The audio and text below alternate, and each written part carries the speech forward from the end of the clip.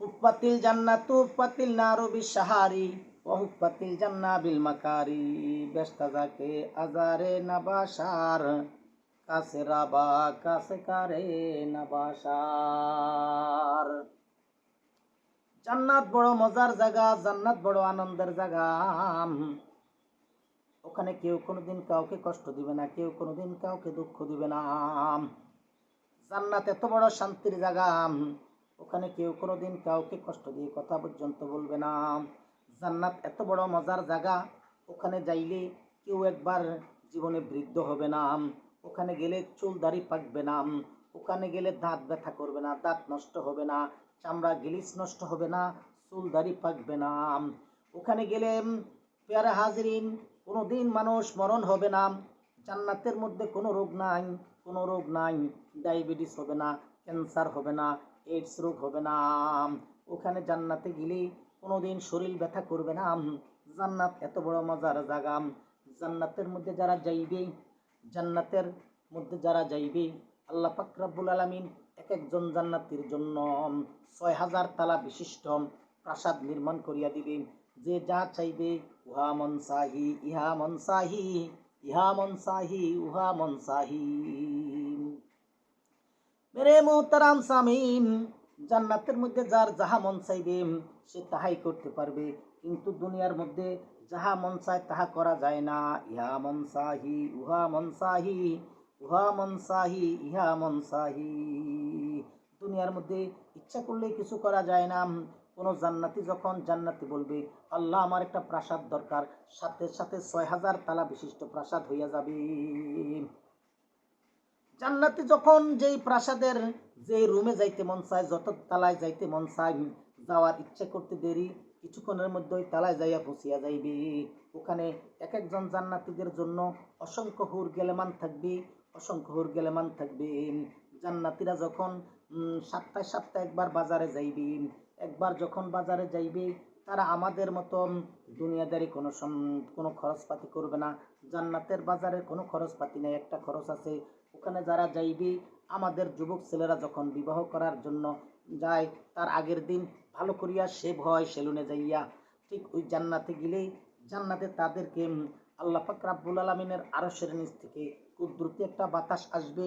বাতাস আসিয়া জান্নাতের সকল জান্নাতীদের চেহারাটা নতুন হইয়া যাবে, সুন্দর আরো বাড়িয়া যাইবে, ঝিলিক আরো সুন্দর চকচক ঝিলিক মারবে। এই দৃশ্য দেখিয়া যখন জান্নাতীরা জান্নাতের বাজার করিয়া বাসায় আসবে, তখন তাদের হুর স্ত্রীরা দেখিয়া বলবে, আহাত আপনি তো আগের দিনের চেয়ে গত সপ্তাহ চেয়ে সপ্তাহে আরো বেশি সুন্দর হইয়া গেছেন, আপনাকে অনেক ভালো লাগতেছে, আপনাকে আরো বেশি মায়া লাগতেছে, আপনাকে দেখতেই ভালো লাগে, দেখতেই ভালো লাগে।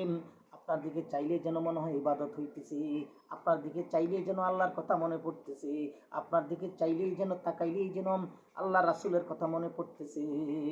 এই কথা বলার পর জান্নাতীরা যদি মনে চায় আকাশের দিকে নজর করবে, আকাশ দিয়া পাখি উড়িয়া যাইতেছে, পাখিরা আওয়াজ দিয়া বলবে, হে জান্নাতি আমাকে কি তোমার খাইতে মন চায়? জান্নাতি যদি বলে হ আমি খাবো, ওই কিছুক্ষণের মধ্যেই ওই পাখিটা বাজি হইয়া প্লেটের মধ্যে চলে আসবে। যখন পাখিটা খাইয়া হাড্ডি গুড্ডিগুলি সামনে রাখবে, ওই হাড় গোড় থেকে আবার একটা পাখি পয়দা হয়ে যাবে। মেরে মোহতারাম সামিন, জান্নাতীরা যখন জান্নাতে যাইবে, জান্নাতীরা যদি একটু মধু খাইতে মনে চায়, এক চুমুকে ৮ মণ মধু খাইয়া ফেলবে। এক একজন জান্নাতি এক বসায় ১০ মণ মধু খাইবে। ১০ মণ মধু খাওয়ার পর শরীরে এমন একটা জোশ পয়দা হবে, ওই জোশ থেকে যখন সে তার হুরদের সাথে মিলন করতে যাইবে, এত শান্তি লাভ করবে, এত শান্তি লাভ করবে, দুনিয়ার মধ্যে এত শান্তি নাই, এত নাজ নিয়ামত সেখানে আল্লাহ পাক রেখেছেন। এক একজন জান্নাতীদের জন্য ১০ লক্ষেরও বেশি আইটেমের ফল সামনে থাকবে, যার যা মন চাইবে তা খাইতে পারবে। ইহা মনসাহি উহা মনসাহি, উহা মনসাহি ইহা মনসাহি। মেরে মোহতারাম সামিন, এমন জান্নাতের বর্ণনা পাইয়াম আল্লাহ পাক রব্বুল আলামিন এমন সুন্দর সুন্দর জান্নাত বান্দাদের জন্য সৃষ্টি করেছেন। এই মর্মে আমার রাসূল সাল্লাল্লাহু আলাইহি সাল্লাম সাহাবীদেরকে ডাক দিয়া বলেন, এ আমার সাহাবীরা রে, ও আমার সাহাবীরা রে, এ আমার সাহাবীরা শোনো শোনো, আল্লাহ পাক রব্বুল আলামিন ৮টা জান্নাত সৃষ্টি করেছেন। জান্নাত হলো একটা, তার স্তর হইল ৮টা। ৮টা জান্নাত বান্দার জন্য সৃষ্টি করিয়াছেন। এ আমার সাহাবীরা শোনো, আল্লাহ পাক রব্বুল আলামিন নম্বর জান্নাত সৃষ্টি করেছেন জান্নাতুল ফেরদাউস, 2 নম্বর জান্নাত জান্নাতুল মাওয়া, 3 নম্বর জান্নাত জান্নাতুল খুলুদ, 4 নম্বর জান্নাত জান্নাতুল নাইম, 5 নম্বর জান্নাত জান্নাতুল আদন, 6 নম্বর জান্নাত জান্নাতুল ইলিয়ন, 7 নম্বর জান্নাত দারুল কারার, 8 নম্বর জান্নাত জান্নাত দারুস সালাম। দারুস সালাম সম্বন্ধে আল্লাহ রাসূল সাল্লাল্লাহু আলাইহি সাল্লাম সাহাবীদেরকে বলেন, দারুস সালাম জান্নাতে যখন জান্নাতীরা যাইবে তখন আল্লাহ পাক রব্বুল আলামিন সশরীরে সরাসরি তাদের জান্নাতীদের সাথে দেখা দিবে। জান্নাতীরা যখন আল্লাহকে দেখবে, জান্নাতীরা আল্লাহকে দেখিয়া তারা খুশি হইয়া তাদের জান্নাতের নাজ নিয়ামতের কথা পর্যন্ত বলিয়া যাইবে। জান্নাতের নাজ নিয়ামতের কথা পর্যন্ত যখন বলিয়া যাইবে, জান্নাতের আল্লাহকে দেখিয়া জান্নাতের হুর গেলেমানদের কথা পর্যন্ত বলিয়া যাইবে। জান্নাতের হুর গেলেমানদের কথা পর্যন্ত বলিয়া তারা বলবে, আমরা খুশি হয়ে গেছি, আমরা সন্তুষ্ট হয়ে গেছি।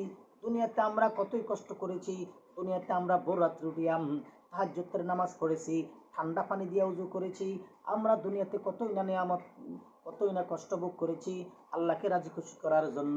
আমাদের কোনো দুঃখ নাই, আমাদের কোনো চিন্তা নাই, আমরা আল্লাহকে দেখেছি, আমরা আর কিছু চাই না, আমরা আর কিছু চাই না, আমরা শুধু আল্লাহর সান্নিধ্যে থাকতে চাই, আমরা শুধু আল্লাহর সান্নিধ্যে থাকতে চাই।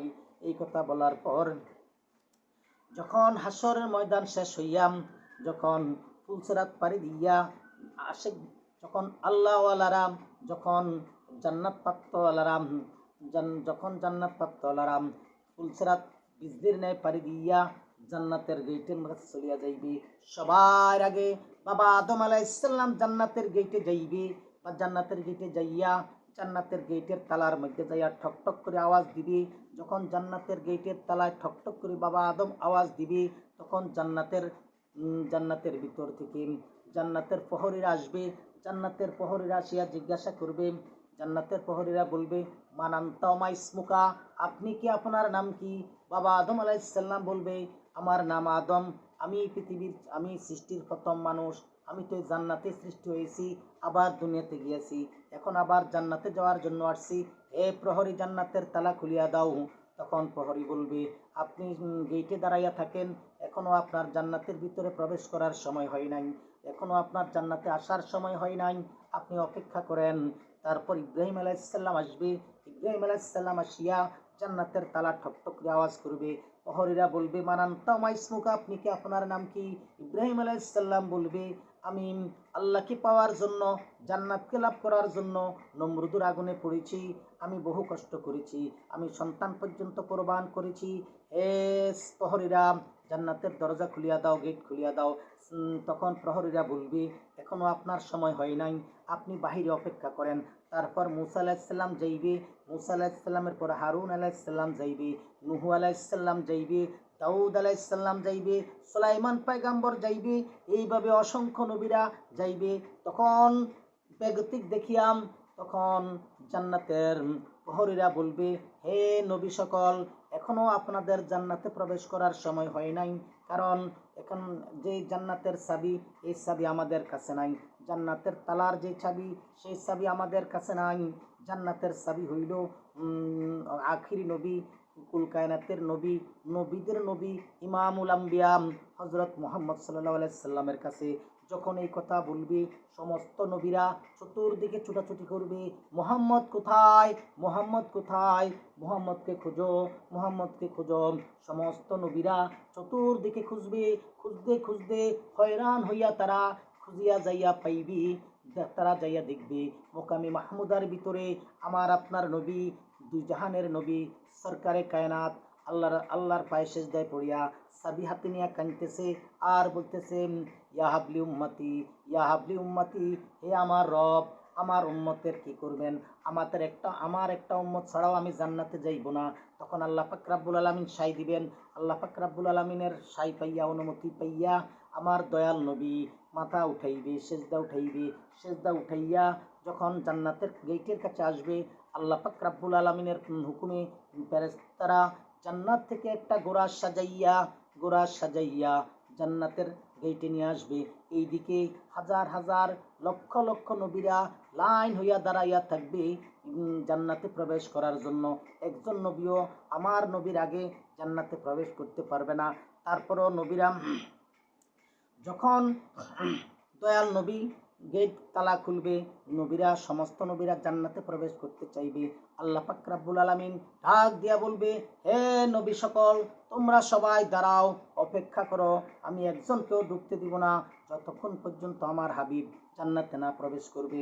আয় মেরে মোহতারাম সামিন, যখন জান্নাতে যাওয়ার সময় হইবে, দয়াল নবীকে নেওয়ার জন্য জান্নাত থেকে একটা ঘোড়া সাজাইয়া, দয়াল নবীকে সাজাইয়া ঘোড়ার উপরে বসাইয়া যখন গেটের দিকে রওনা দিবে, দয়াল নবী তোনার প্রিয় লোক, তোনার প্রিয় সাহাবি, তিনার দুইজন মন্ত্রী দুইটা সাইডে লইয়া, ডাইন দিকে হজরত আবু বকর রাদিয়াল্লাহু তাআলা আনহুকে লইয়া, বাম দিকে হজরত ওমর রাদিয়াল্লাহু তাআলা আনহুকে লইয়া আস্তে আস্তে যখন গেটের দিকে আগাইবে, আল্লাহ পাক রব্বুল আলামিন বলবে, হে আমার প্রিয় হাবিব, একটু অপেক্ষা করেন, আপনার দুইজন প্রিয় সাহাবিকে নিয়া আপনি জান্নাতে যাইতেছেন, আমি খুশি হইছি, কিন্তু দুনিয়াতে আমারও একজন প্রিয়জন আছে, তাকেও আপনার সাথে আমি জান্নাতে দিতে চাই। তখন দয়াল নবী ডাইনে বামে সামনে পিছে তাকাইয়া দেখবে, কাউকে দেখা যায় না, কারে আল্লাহ দিবে।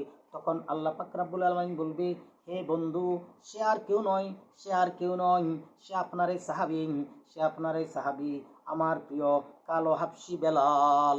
কালো হাবশি বেলাল ইসলামের জন্য, আমার কলমার প্রচারের জন্য এত ত্যাগ করছেন, তার জ্বলন্ত কয়লার মধ্যে তারে শোয়াইয়া বুকের মধ্যে পাথর চাপা দিয়া এমন শাস্তি দেওয়া হয়েছে, তারপরও সে বলছে আহাদুন আহাদ, আহাদুন আহাদ, আল্লাহ এক, আল্লাহ এক। তারপরও যখন সে বলছে আল্লাহ এক, তখন উমাইয়ার গোষ্ঠীরাম কাফেররা তার জিব্বার মধ্যে কেঁচি দিয়া ফুস দিয়া জিব্বা কাটিয়া দিছে। তারপরও সে বলছে আল্লাহু আহাদ, আহাদুন আহাদ, আল্লাহ এক, আল্লাহ এক, লা ইলাহা ইল্লাল্লাহ মুহাম্মাদুর রাসূলুল্লাহ সে বলে নাই, বলে নাই। দুনিয়ার সবাই তার কথা বলে যাইতে পারে, সবাই তার কথা বলে যাইতে পারে, আমি আল্লাহ সেই দিনের কথা বলি নাই, আমি আল্লাহ সেই কষ্টের কথা বলি নাই, আমি আমার কুদরতের ক্যামেরায় ভিডিও করে রাখছি। আমি এখন সেই তার প্রতিদান হিসাবে হযরত বেলালকে আমি আপনার সাথে জান্নাতে যাওয়ার জন্য আপনার গোড়ার লাগাম দরিয়া দরিয়াম সবার আগে আগে তাকে জান্নাতে দিয়া দিব। এই কথা বলার পর ইব্রাহিম, এই কথা বলার পর আল্লাহ পাক রব্বুল আলামিন, আল্লাহ পাক রব্বুল আলামিন বেলালকে ডাক দিয়ে বলে, আয় বেলাল আয়, আয় বেলাল আয়, তুই দয়াল নবীর আমার হাবিবের গোড়ার লাগাম দরিয়া দরিয়াম সবার আগে আগে জান্নাতে ঢুকিয়া যা। যখন এই কথা বলছে, হযরত বেলাল আসিয়া দয়াল নবীর গোড়ার আগে দরিয়া লাগাম দরিয়া আগে আগে হাঁটতে হাঁটতে যখন জান্নাতে প্রবেশ করিয়া গেল, জান্নাত থেকে একটা বাতাস আসলো, জান্নাত থেকে বাতাস আসিয়া হযরত বেলালের গায়ে যখন লাগলো, বেলাল শান্তি হয়ে গেল। বেলাল শান্তি হইয়া বেলালের যত দুঃখ আছে সমস্ত দুঃখের কথা সে ভুলিয়া গেল, সমস্ত কষ্টের কথা সে ভুলিয়া গেল। বেলাল দুনিয়াতে কালো ছিল, বেলালের চেহারা পরিবর্তন হয়ে গেল, বেলাল আল্লাহ নূরে নূরান্বিত হয়ে গেল, আল্লাহর নূরে নূরান্বিত হইয়া বেলাল সুন্দর হয়ে গেল, বেলাল শান্তিময় হয়ে গেল। এই শান্তি পাইতে হলে, এরকম জান্নাত পাইতে হলে নেক আমল লাগে, ইমানও লাগে, ইমানও আছে বেলালের, নেক আমলও আছে বেলালের। তাই বন্ধুরা আমার, আপনারা যদি জান্নাতে যাইতে চান, আল্লাহকে পাইতে চান, আল্লাহর সাথে দিদার করতে চান, তাহলে ইমানও লাগবে, নেক আমলও লাগবে। ইমান আর নেক আমলের মাধ্যমে আল্লাহর বিধান নবীর তরিকা মোতাবেক কোরআন সুন্নাহ ভিত্তিক জীবন ব্যবস্থা গঠন করতে হইবে। কোরআন সুন্নাহ ভিত্তিক জীবন ব্যবস্থা গঠন করতে পারলেই ইনশাল্লাহ আখিরাতে শান্তি লাভ করা যাইবে। সাধন ভোজন রিয়াজত মুজাহাদা সব কিছু অর্জন করতে হবে, সব কিছু অর্জন করতে হবে। মাতা পিতার খেদমত ঠিক মতো করতে হবে, এই ওস্তাদও মানতে হবে। শুধু একটা মানলাম আর একটা মানলাম না, হবে না। যারা আল্লাহকে পাইছে, আল্লাহর বেলায়েত পাইছে, উলিয়া উলিয়া হইছে, তারা অলরাউন্ডার ছিল। তারা শুধু নামাজ পড়ছে এটা নয়, তারা নামাজও পড়ছে, মাতা পিতার খেদমতো করছে, ফিরোস্তাদও মানছে। শুধু আপনি নামাজ পড়বেন হবে না, শুধু আপনি রোজা রাখবেন হবে না, নামাজ কলেমা নামাজ, জাকাত রোজা হজ দাওয়াত তালিম জিকির ইবাদত ইকরামুল মুসলিমিন সহি নিয়ত ফিরোস্তাদ ও মাতা পিতার খেদমত সব সাইরো তরিকা আপনাকে ঠিক রাখতে হবে। অলরাউন্ডার হইতে হবে। অলরাউন্ডার হইলে আপনি ভালো কিছু পাইবেন, উত্তম কিছু পাইবেন। উত্তম কিছু পাওয়ার জন্য আপনাকে কিভাবে প্রস্তুত হইতে হবে, আপনার আশেপাশে কে ভালো জানে, কে ভালো বোঝে, তার সাথে সাক্ষাৎ করেন, তাদের সাথে উঠা বসা করেন। তাদেরকে টাকা পয়সা দিতে হয় না, গাড়ি বাড়ি দিতে হয় না, তাদেরকে মন দিয়া ভালোবাসলেই আল্লাহ পর্যন্ত আপনি পৌঁছিয়া যাইবেন। দয়াল নবীকে আপনি পাইয়া যাইবেন, দয়াল নবীকে আপনি পাইয়া যাইবেন। এই কথা বলে আমি আমার সংক্ষিপ্ত আলোচনা এখানেই শেষ করলাম। ওয়া আখিরে দাওয়ানা আলহামদুলিল্লাহি রাব্বিল আলামিন। আসসালামু আলাইকুম ওয়া রাহমাতুল্লাহি ওয়া বারাকাতুহু।